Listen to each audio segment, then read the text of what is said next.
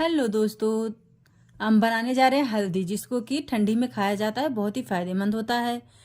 तो जिसके लिए हमने 1 पाव हल्दी सरसों के तेल में भून के ले लिया है और 100 ग्राम काला नमक, 100 ग्राम सोंठ पाउडर और एक चम्मच अजवाइन जीरा का पाउडर ले लिया है।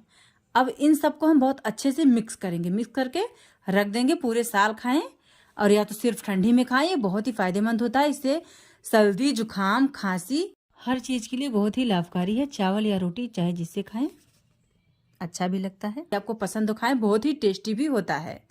तो देखिए, इस तरह से मिक्स करके हम डब्बे में भर के रख देंगे और पूरे साल खाएं, कभी भी खराब नहीं होता है। तो दोस्तों, हमारी वीडियो, हमारी जानकारी कैसे लगी कमेंट में बताना बिल्कुल भी ना भूलें।